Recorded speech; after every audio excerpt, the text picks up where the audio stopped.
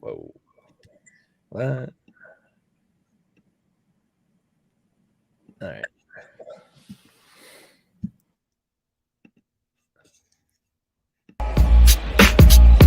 Embiid stepping back and stroking two. Bogdanovich thinking about a three. There it is. Yes! See it again. No double team help, and Embiid takes it right to the rack.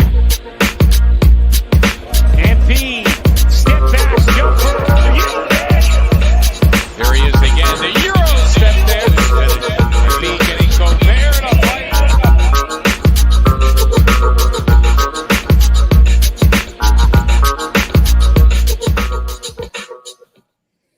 What's going on, everybody? It is a brand new episode of the Feed To Embiid on a, I guess, lovely Wednesday night. It is a couple of days before Christmas. I do have a pal of mine from the Painted Lines, Thiago. I've been trying to get you on the last couple of weeks. I finally succeeded in doing that. How are you, my friend? I'm doing great, man. I'm excited to talk to Sixers. One day they look like a playing team. The next day they beat the Warriors by 10. So it's never a quiet time in Sixers land. Yeah, you're not wrong. They are coming off a win over the Boston Celtics in TD Garden. And a couple of the things that I think we should start out with, because they've sort of been big picture things for this team all season long. Number one, the two-man game with Embiid and Seth. I mean, as much as people like want to see Seth take like 1,000 threes per game, which really it should be about 8, not 1,000, but you get the picture. As much as you want to see him take like 8, 9 threes per game, really, all you really need is him to take like 4 or 5. But when he is as efficient as he is as a mid-range shooter, I mean, on Monday, his mid-range game was unreal, like legitimately ridiculous. Hitting everything, had no problem at all. Squeezing off the mid-range jump shot. And for a guy like him, for a guy like Seth, you really you're kind of like you don't care if it takes 10 mid-range jumpers, because he's just so damn efficient on them. Like, I'm looking at a stat here. When Seth and Joel are on the court together, the Sixers are shooting. This is to combine the last 2 seasons, including playoffs. They are shooting 56.57% on twos, and they are shooting 40.21% on threes, and that is in 2,071 minutes together over the last 2 seasons. That's an obscene number. The guy's the mid-range assassin. What can you say? It's Kevin Durant, then it's Seth Curry right behind him. There's no other questions about it. I mean, and when you see the way that Seth shoots, where it kind of feels like he has to get it up above his ear, and he really has to like put in a lot of upper body effort, it feels like, to get the shot off. It kind of feels almost miraculous that he's as good of a mid-range shooter, and really can hit the long ball as well. He feels like he puts a lot more effort than he probably actually does. Yeah, what you're saying is like spot on. I think that his 3-point attempts is also up from last year. Is it not up to like 5 something a game? I could be wrong, but I'm pretty sure it's up from last year. So he's taking a little more 3-pointers. He's definitely setting the mid-range game. And I think that the Sixers are doing a very good job attacking drop coverage with dribble handoff. So the Embiid Curry dribble handoff game, it's what the Sixers have had closest to what they used to have with JJ Redick. It's not as dynamic and not as explosive, but it's Philadelphia's way of countering drop coverage. Teams that want to pack the paint, they don't really want to give Embiid anything in that area. The Sixers have countered that with Curry off dribble handoffs. And I was just looking it up because, I mean, when you watch the video, it's like very visual how they attack defenses. And Curry is averaging 1.31 points per dribble handoff possession, which is just absurd offense. I mean, there is no reason for you to ever stop that if you're getting that on a constant basis. For those who don't know, for those who don't know, ideally point per possession, you're looking at around 1, a little over 1. So 1.3 is pretty damn good. It's insane. I was looking at the list of players. I think only Patty Mills had a higher points per possession attempt in the handoff game. So that tells you all you need to know about Curry as a mid-range assassin, so to speak. And I think that, even when teams do want to attack him, so say they kind of hedge towards him, so they want to give him that free mid-range. Curry does a great job of keeping his dribble alive and attacking the heart of the defense. And that's where Joel kind of is able to pop back out and get a wide open look. So it works both ways. It's not just Curry taking the mid-range, open mid-range. When defense want to switch their coverage scheme, Curry has a counter to that. And he has just enough juice to keep, the defense guessing and find Joel open in the mid-range as well. So it's been a good partnership. There's no reason for them to change. I will say I'm a little bit more skeptical about working it in half court in the postseason, but for right now, I think it's working just fine for the Sixers. Yeah. Here's a number for you. The when Joel and Seth are on the court, the Sixers are outscoring opponents by 11.95 points per 100. And that offensive rating is 119.6. So that's really damn good. I do agree. I don't know that it's going to be viable to do that so repetitively over and over again in the preseason. But here's an idea for in case Doc listens to the podcast. You should listen to the podcast, man. You should listen to the podcast. And maybe he shouldn't come into the Discord chats. Should definitely come into the Discord.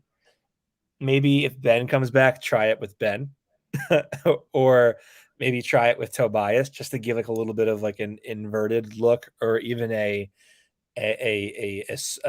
not like so easy to predict look with Joel. Just put Seth with literally anybody in a DHO and just see what happens. Maybe 2 guys commit to Tobias, or 2 guys go to Seth, and then Tobias dives hard. Like just something to mix it up a little bit, so that way it isn't the same formula every single time.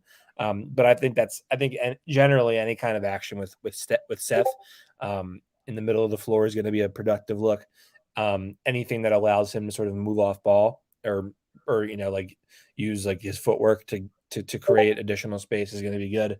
I also think that with the Embiid and Curry 2-man game, one of the things that is so important for your offense is your ability to include the second side of the court and not just focus on the strong side.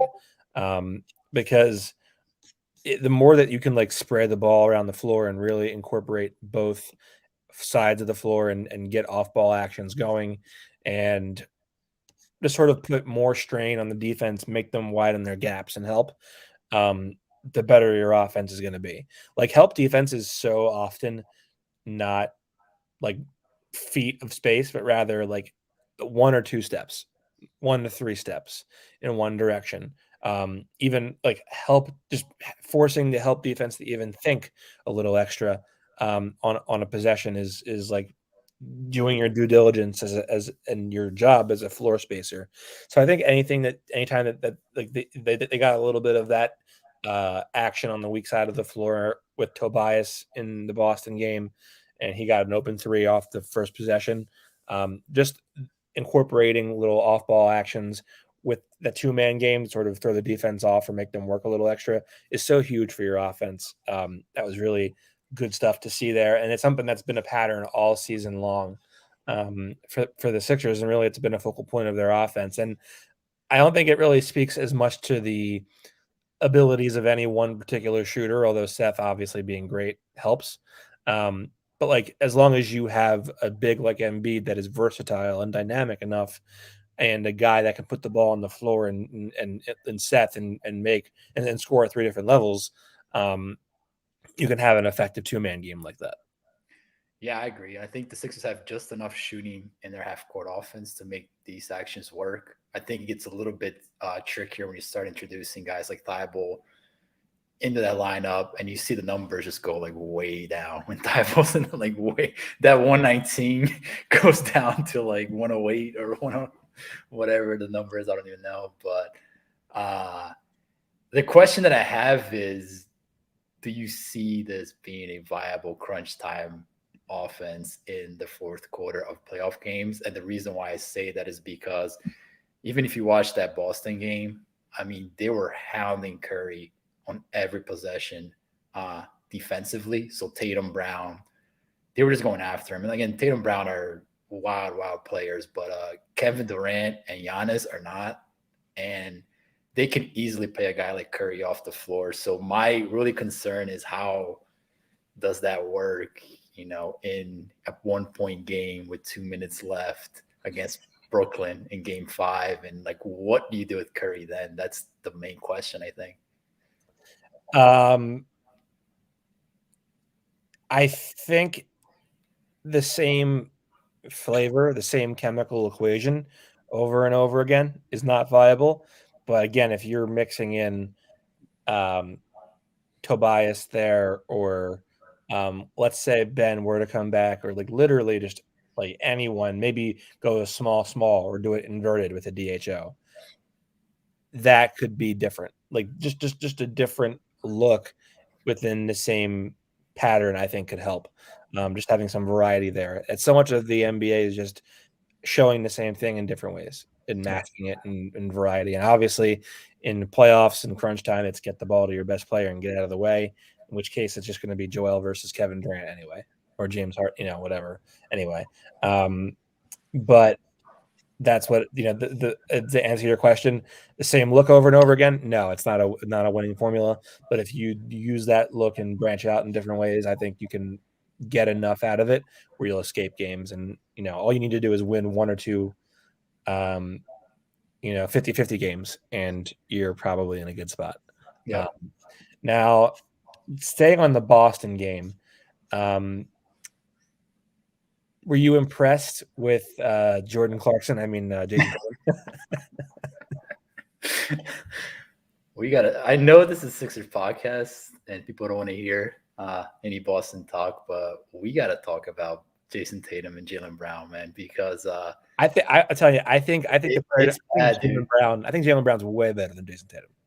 He is, but he also comes with his flaws. Yeah. I mean, both of them, I don't know what goes in. I mean, the Sixers are not even in this game if these two guys decide to take over time in the fourth quarter. And if you watch their fourth quarter very closely, it's one poor decision after another. I mean, bad passes, traveling, turnovers, not seeing open guys, taking contested shots, playing kind of questionable defense.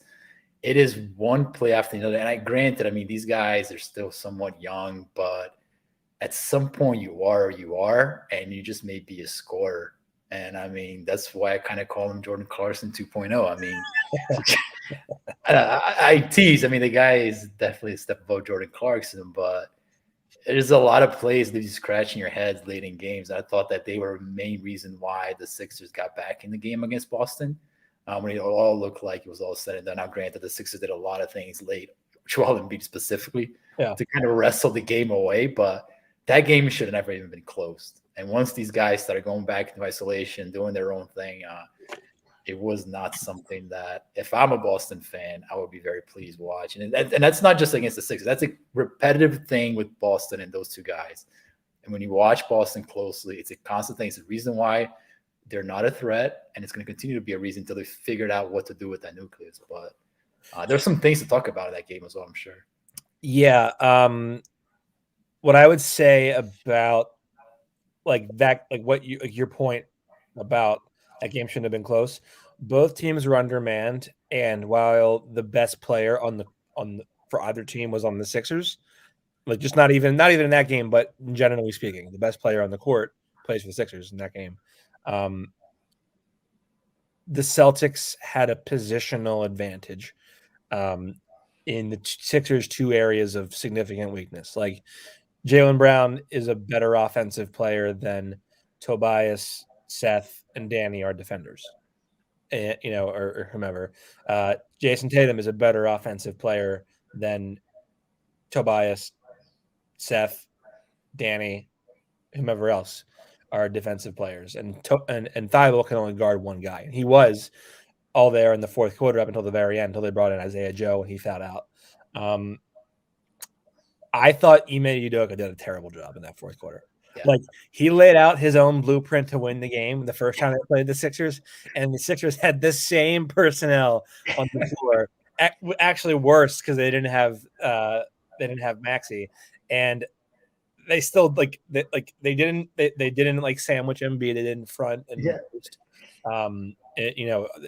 those two. They could have easily have done the same thing they did in the first game and thrown the Sixers off, and they were just like, no, we're going to elect to let Joel go into single coverage against NS Freedom the entire night.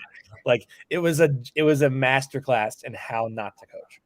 And he's supposed to be a defensive coach. I was never very impressed with the Sixers defense that year. Horrible. Here he was like, what's happening? I think I counted one double team in the fourth quarter against Joel. I could be wrong, but just one double. The guy's put on an epic performance, and that's the best you can do. It's just too much. I thought that Danny Green was really good defensively, and Danny comes with his own set of flaws. I feel like Danny Green's kind of taking this whole year off in a way and putting himself back into like basketball shape. But defensively late in games, man, he is so good. He's so good. It's insane. And he makes a ton of plays that do not even make it into the box score that are absolutely critical for the Sixers to win, especially with a guy like Matisse Thybulle fouled out. He always seems to know where to be, where to rotate.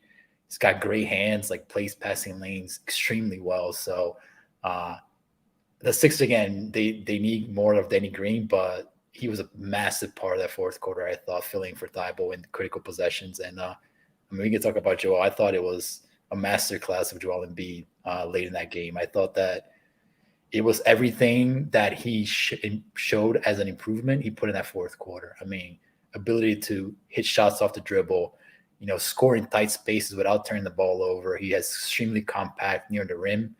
If you remember him back in his rookie year, earlier in the days, he would try to bounce the ball around the basket. And you're like, Joel, stop, just catch and go and make your move. And he's mastered that now. I mean, if he's around the rim, he's going to either dunk it on you or do something, but it's not going to be a turnover. And he had a couple of turnovers, but they're more passing oriented. They weren't so much near the rim. So I thought that it was just a masterclass. I mean, that speed dribble kind of jump step to the left where he hit at the end, that's just insane. I mean, the guy is on another level when he's playing at that speed. So it's a good success for the News, man, because they need an MVP Joel, and he was definitely that against Boston.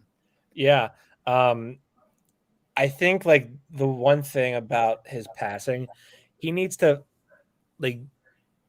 understand, his IQ is super high, but he needs to understand, okay, if I'm throwing it across the congested lane to get to the other opposite corner, I need to not throw these slightly over the head of everybody passes that are kind of hard but not really. I need to whip a bullet pass. So if it hits somebody in the face, the ball's going to at least hit the floor and go out of bounds, but I need to slingshot that thing across the court, because there were times when the Celtics would intercept that pass and they're out and running. So that's one of the things that he needs to do in terms of identifying better passes. But I think overall he was a little better with turnovers. There was one turnover pattern that I wrote about in my game recap. When he catches the ball in the middle of the floor, or if he catches it on the wing, there needs to be a teammate on either side of the floor that is letting him know, hey, they're blitzing you on the catch from the backside. Because even though it's a turnover on him, he can't see it coming because he's facing one direction. It's kind of like when Jalen Hurts threw the interception last night and Dallas Goedert kicked it off the back of his heel and it popped the ball up. That's an interception, but it shouldn't have been an interception. It really is kind of a box score blip. But there are things there that his teammates can help him with. And that's a scenario of one of those things.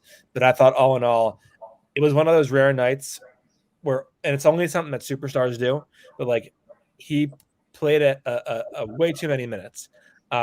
but he got better as the game wore on, and he was like at his best in the fourth quarter. He had 17 points in the fourth quarter. The two shots that sealed the game, there was no it was not like I'm gonna bang around down low and like get to the rim. It was I'm gonna shoot these two jumpers and they're gonna be all cash money. Yes, and kudos to Joel, man, because these are things that like Kevin Durant does, Damian Lillard does at a high scale late in games. I still keep harping on the same drum, and I will do so until it changes. I don't see the Sixers scheming easier offense for him late in games. So a little duck in, high-low pass when he's under the rim, something that he can just catch and go up with it and dunk. Yes, the Sixers are severely handicapped with what they have in the perimeter without Ben Simmons, primarily as a passer and shot creator. But it's still like a ton of Joel isolation at the top of the key, kind of figure it out late in the shot clock. And there are going to be games where these shots are not going to go in. So, again, against Boston, he was incredible, but I still keep harping on the same drum. What are the Sixers doing to scheme just easy offense for him? Like dunks, layups, something that it feels like he's carrying the world on his shoulders late in the game. I feel like I get stressed watching him, and I'm on my couch watching TV. I'm like, Joel, shoot, pass, do something. So I can imagine what he must be feeling with all that pressure, all these double teams, like everybody's flashing around. Well, I feel like if he were a willing, because he's not a willing roller, he's a willing popper. I think that is something that he could do for himself that would help if he would just like roll a little bit, because he doesn't trust his ball handler to make plays. So he sets a screen and then he pops because he's waiting for them to make the pass out so he can finish the possession himself, which is to the detriment of the team a lot of times, especially when his legs go late in games and he's thrusting up threes. Is Joe Johnson going to be the Celtics' best shot creator? I don't know the best, but definitely the most efficient. I would take ISO draw 45 over whatever the Celtics have in isolation, right? I'll be honest with you. I kind of see this being a long-term thing where they realize like what high IQ basketball looks like. Remember Joe? Remember he has that iconic crossover against Paul Pierce. Yeah. That's true. He just drills the mid-range jumper from the wing, and he was like Tommy Heinsohn or whatever his name was, just like got it. What did you catch? Did you catch the Boston broadcast? People were watching that. You know, I gotta tell you, people are like, they have not warmed up to Kate Scott yet. I think she's great. She's good, but I was talking about the Celtics broadcast. So after Joel hit that shot, Scalabrine goes, "All right, it's Jason Tatum time," and I was like, "Oh no, oh no!" I was like, "Buddy, that doesn't mean what you think it means." I hope you're not putting Tatum in the same stratosphere Joel Embiid right now, Scott. That's funny. Oh man, yeah, not great. Now let's go over to our next topic. The Sixers, in light of COVID, have signed two guys. They have signed Miles Powell, and they have signed Tyler Johnson. I gotta say, I was a big Tyler Johnson guy. Like I like just prior to my days of covering the team, I was a believer in Tyler Johnson. His 3-point rate last year for the Nets was hilarious. It was like 72% of his shots were threes, which is he didn't have a ton of shots to begin with, but if the 3-point rate is going to scale to the number of shots you attempt, so it's going to be within the sample size and the confines of your regular shot diet. And so regardless of whether he's taking 6 shots per game or 12 shots per game, 72% of his shots were threes, which is just hilarious. The guy was catching it and letting it go from deep. Yeah, man, when you're playing it with Harden and Durant, you better get out of the way and not try to do any dribbling. Yeah. He shot better though, right? Because he had a really down year in Phoenix and a down year in Miami. But then last year he kind of I don't remember, but I know Pat Riley gave him $50 million. So yeah, well, that's Pat Riley when he was off the rocker there. But see, that's the kind of margin of error you can make when you're the GM of the Miami Heat or like the Lakers. Like you can afford to make that error because you can then just go bail yourself out by lowering in stars because it's LA. Yeah. I gotta say, I think those two. Like I was trying to find the right way to say this today on Twitter, but like if it's funny because the Sixers just need like 15 guys that will say it's Shake Milton time. It's Andre Drummond time. It's like they need anybody who will have that mentality of I'm gonna go do mine. I don't know if I want Tyler Johnson during Tyler Johnson time. The only two people on the roster who will do that are Tyler Johnson and Miles Powell. It's great. So Yeah. I'm ready. I'm ready for the bench backcourt of Miles Powell and Tyler Johnson. They won't defend anything. But damn it, they're going to score a lot. If they don't score a lot, at least they're going to take a lot of shots, which is almost better than what you could say for the Sixers bench offense for what it usually is. Man, I when we were doing like scouting reports last year during COVID, remember that? We're writing all those scouting reports for college players. I did one on Miles Powell. And you watch him at Seton Hall, you're like, man, this guy's getting buckets left and right. He looks like he belongs, first round talent, blah, blah, blah. And then I saw him step on the court against the Celtics. And I saw how small he looked and just how everything seemed to be going like super fast for him. And I was like, oh no, like this guy's not an NBA player. Like it was like right away. It was like, I don't think this guy's an NBA player at all. I don't know, man. Hopefully I'm wrong. The guy had some massive games at Seton Hall, but watching that first game against Boston, everything just looked super fast. His shot just seemed like it took forever to go off. It was just there was the one shot against, I forget who it was. It might have been like Aaron Nesmith. He tries to actually this was he got blocked by Nesmith once. It was actually Aaron Henry. Yeah. He threw up a righty floater, and Nesmith just devoured him. Like it was like oh my god, what is the level between the G League and the NBA? Like this is not like Rasheed Wallace or like Ben Wallace or whomever. This is like Aaron Nesmith, and he just absolutely was like, I'm gonna get my game check right here and just spike the ball. Yeah. And Henry's a pretty athletic guy for like G League standards too. He looked like holy crap. Yeah. It looked like a different league. But I actually like him. He had a possession on Tatum that I thought was really good defense. Yeah, and Tatum was forced to take a step back three. Yeah. And I believe Aaron Henry didn't jump, and he kind of just closed out the space between him and Tatum on the step back and just put up his hands, and Tatum airballed the three. But to be fair to everybody, Jason Tatum airballing a three is something that he can just do when he's wide open anyway. Yeah, so 2 times a game. Yeah. People are very like Tatum's a very good player overall, but he's not even close to what Boston people think he is. No. And he's trying to play with more power now. So I don't know if you noticed that. He's trying to kind of bully guys. And first of all, he's not that powerful. And he's bigger. He's gotten stronger for sure, but he's not a guy who can bully guys down low. And he's also trying to do this push-off thing. So he elbowed Matisse in the chest. Yeah.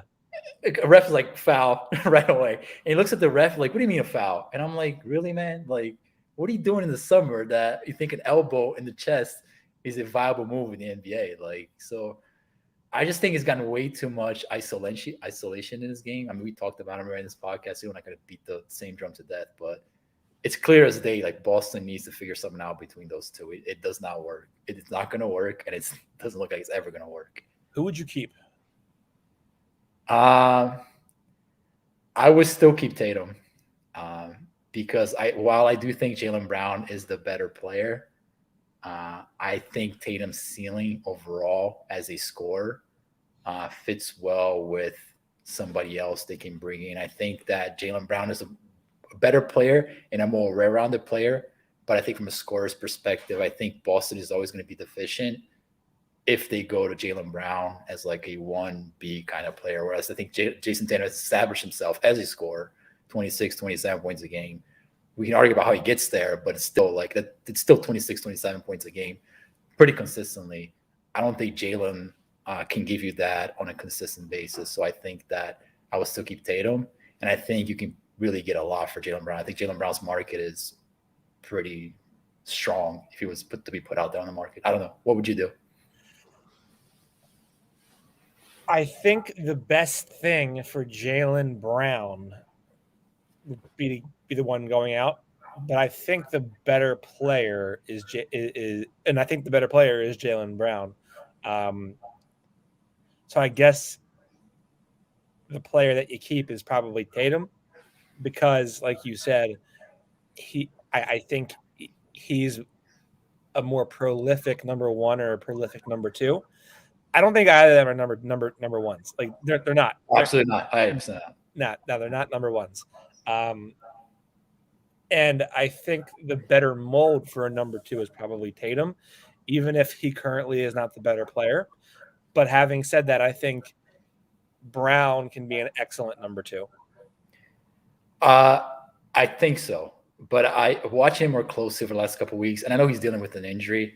I kind of code off on him a little bit as like the guy the Sixers should go after, assuming he's out on the market. Granted, if he's available, he's the only guy available, you make the move. You can't do this Ben Simmons thing forever, but I am not as high on him as like, all right, we got Jaylen Brown. Let's go. There's still a lot as a passer, shot creator that I'm still down on Jaylen Brown. I'm not saying it's bad, but I don't see him sliding as like this number two next to Embiid and just, helping the Sixers get to a championship. I still think he would need kind of like a Jrue Holiday type point guard, right? A guy who can kind of create, get people in the right spots, make the right passes. I think if you had that as a point guard option with Jaylen Brown, with Embiid, then I think you have a championship nucleus. But I don't think you just go straight to Embiid and Brown and, kind of play that 1-2 game with those two guys and win a championship. But again, I could be wrong. This is just based on what I'd say.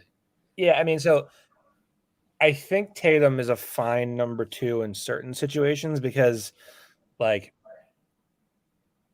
he doesn't really have a conscience. He'll take any shot that he can get, which is kind of what you need as for a guy behind the number one. I think if I'm putting Tatum as a number two, I kind of have to put Brown as a number three, which then I guess means that I'm putting Tobias as a four. Oh, God. The whole podcast on Tobias, man. And I'm a Tobias fan, but we got to have a serious discussion right now.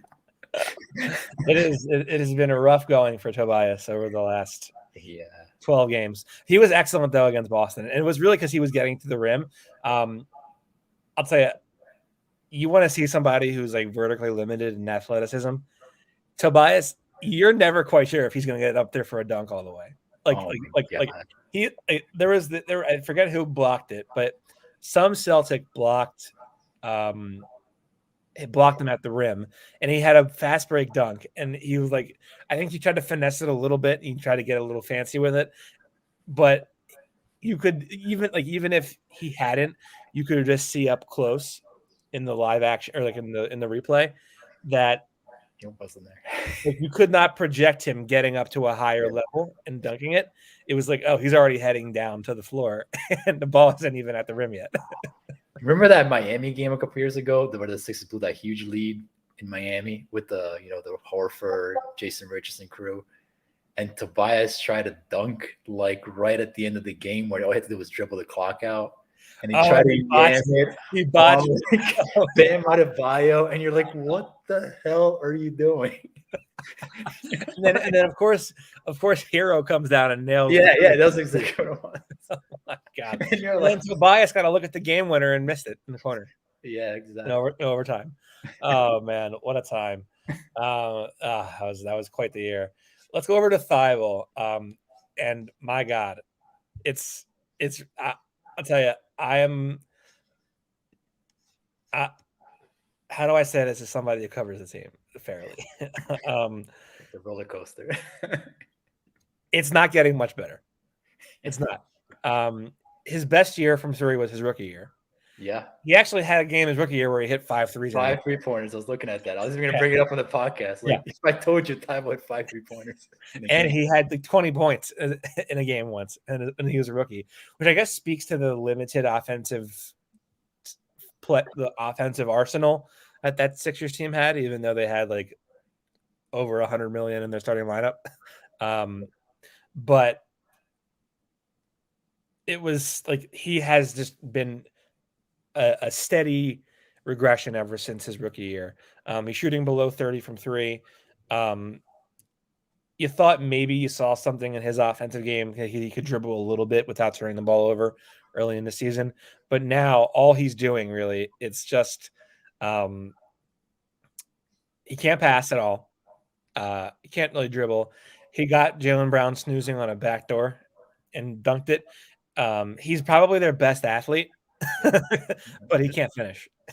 So it's kind of like, what is he giving you right now? He'll hit the occasional three, but even like against the Miami zone, it was still like they exposed having Thibault on the floor because they win zone, and the Sixers could do nothing against it.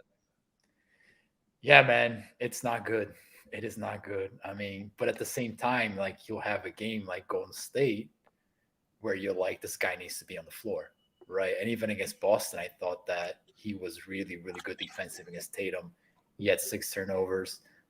Again, you have to keep him on the floor because, like you said, the Sixers lack athletes at a very large scale. And Thibault is a guy who can hedge and then attack the perimeter, contest.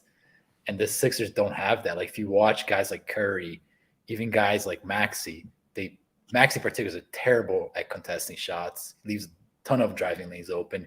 Curry will get there, but he's just not tall enough to get to the shot point. Thibault was one of the few guys that can get there and really make it hard on the shooter. So you need guys like that on your team and playing, especially without Simmons, because Simmons was that guy defensively. Yeah. But the question I brought up to the guys when we talk about after the post game is, to me, Thibault is a matchup player. So, you're playing against like a guy like Curry. Yes, Thibault should be on part of my rotation. You're playing against a guy like Tatum, Thibault should be on part of my rotation. But if I'm playing against a team that doesn't really have that strong like 1A score, does Thibault need to be part of my regular rotation? And do I need then perhaps I can use maybe Isaiah Joe, who by the way has also been really bad this year. Really? But anyway, I mean really, really bad. Like unplayably bad. So I want to give Joe a chance, but that cord seems to be shrinking by the day. Yeah, I mean, Furkan has actually added to his graces by missing games because Joe has given them zilch. Absolutely nothing. And you can just see like once Korkmaz is back, Joe's gonna go right back to the bench. Which, I mean, to be fair, he hasn't given you anything to show that he's worth giving minutes to. But right, it's funny because if Joe hadn't made the one free throw, the bench wouldn't have scored a single point. And you still beat Boston, so it tells you all you need to know about the Celtics. Yeah. Oh man. Jesus, that's an incredible feat right there. Just you beat a mediocre Celtics team with one free throw from the bench, and the starters did everything else. I mean, just to wrap up on that was like the question I would have is, would you sweeten a deal with Thibault, assuming there's something out there with Ben, to kind of just get this thing unclogged, right? So perhaps you get a team that I know is not really looking to move up kind of a star player, but now you have Thibault out there and it kind of makes things move a little faster. Do you even think it's a viable option, or the Sixers are truly like in love with this guy? Because again, man, defensively, the guy is phenomenal, but I just don't see how it's going to ever work offensively. Yeah, I don't think he's going to get much better offensively because he's already 25, and this is what he is. He's gotten worse offensively every year, not better. And I think I'm at the point where I would certainly entertain trade discussions for Thibault, because as good as he is defensively, he's such a bad offensive player that you can't even keep him on the court for 20 minutes, 25 minutes per game anyway. So really, what value does he have to you if there's a limit to how many minutes you can play him and still be an effective team? So I would certainly entertain trade discussions for him. I would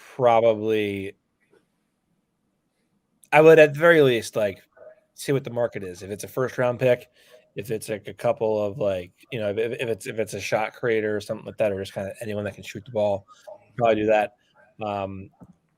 I don't know that you can put him in the same deal as Ben, because you need to have like some sort of defensive chops.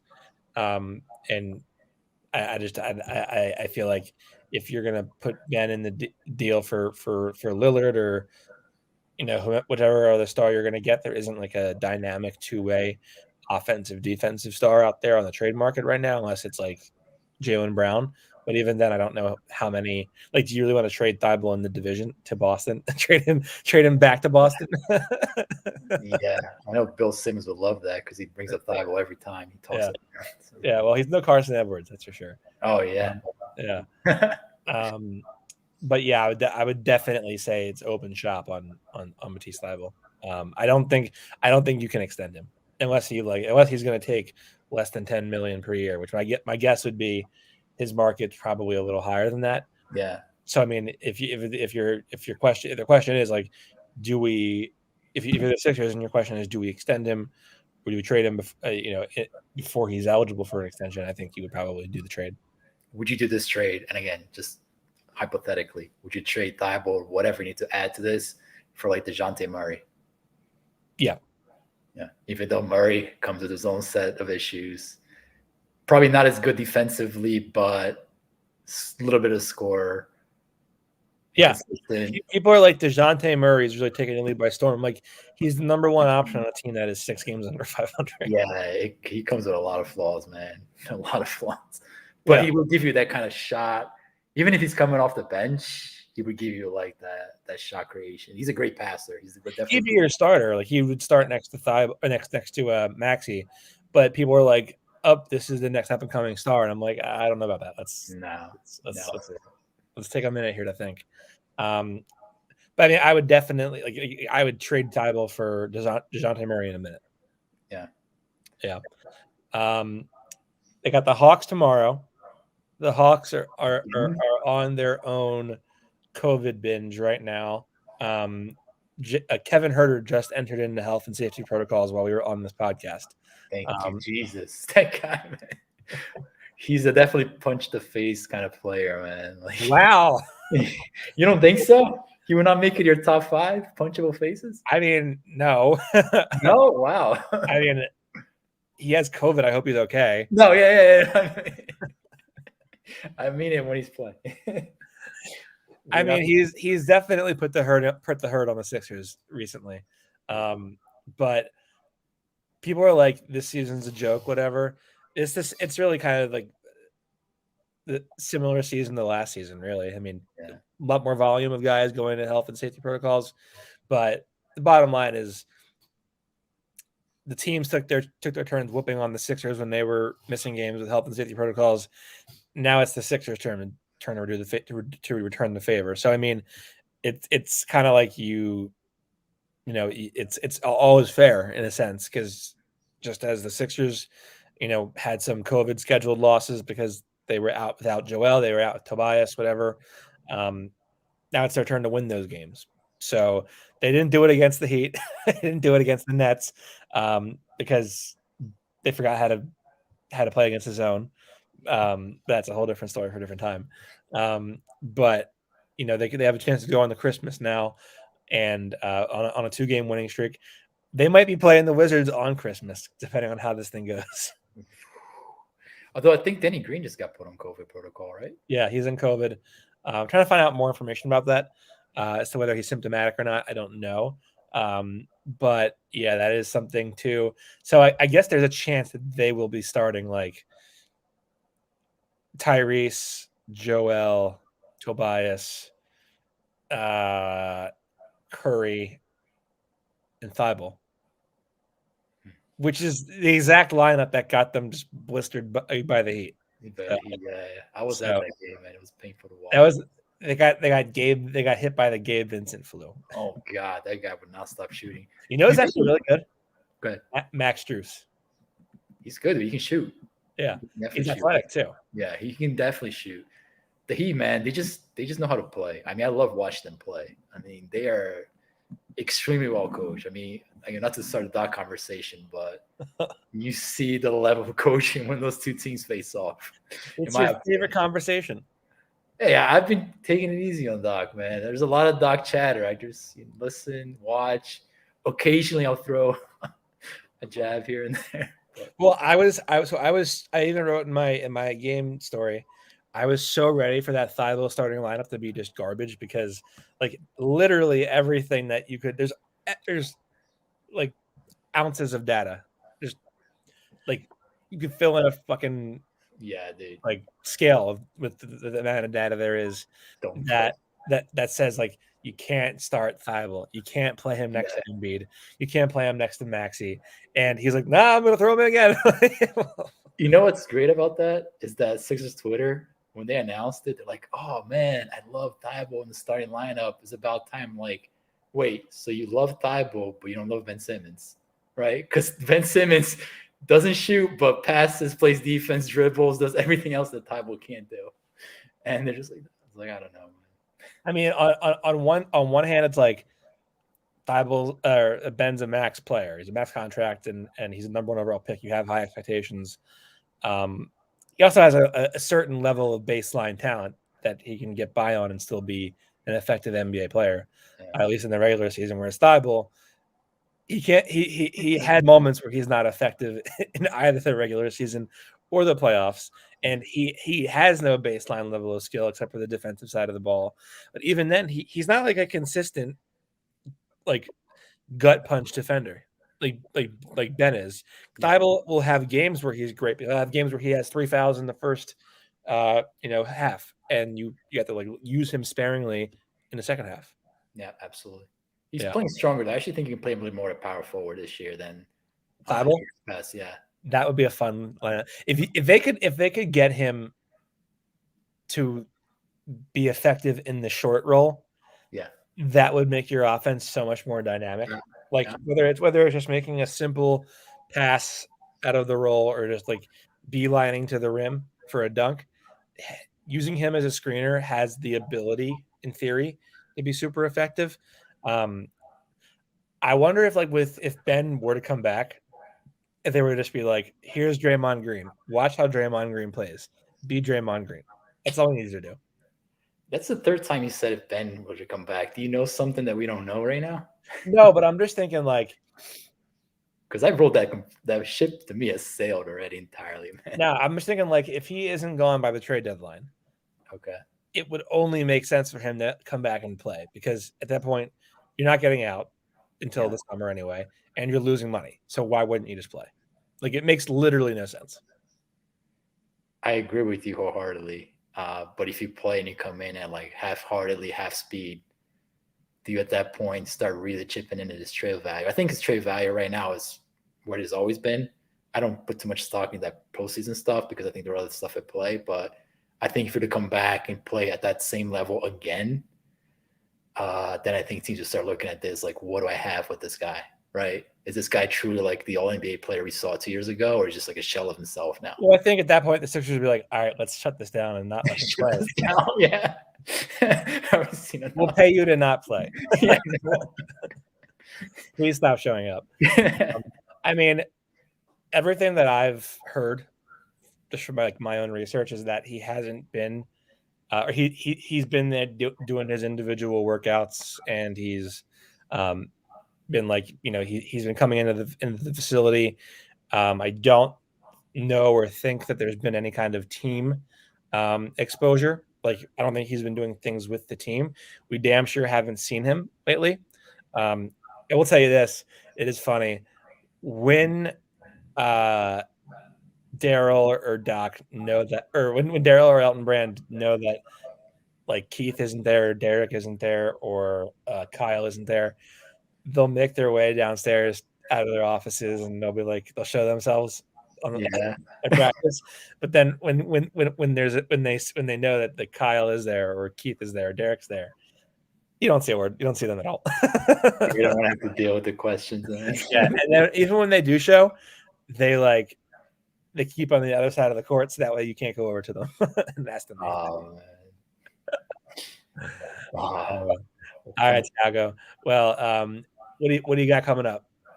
Yeah, so I'm finishing up an article on why I think Morey kind of has to take a little more of a hands-on approach to the Sixers roster. They're lacking athletes. We talked about that. Just a very slow roster, slow decision makers. And I think that, I understand he's very hamstrung, but what he can do with the roster. But to my opinion, he's got to start working the peripherals a little bit better to get some guys who play at a different pace, play a little bit of different speed. And, we talk about Tobias, Shake Milton as perfect examples of kind of those players. So I'm not saying trade him, but, he's, in my opinion, he's got to start looking at the roster from a different perspective and give Doc an incentive to play faster, because the Sixers are slow, and a lot has to do with the fact that they have slow players on the roster. So it's not just Doc Rivers. So, yeah. What do you think of this trade, Simmons and Thibault for John Wall? No, we're not doing John Wall. Sorry. All right, Thiago. Well, everybody, we appreciate you tuning in on a Wednesday. Have a Merry Christmas, and we'll see you next time for a new episode of the Feed To Embiid.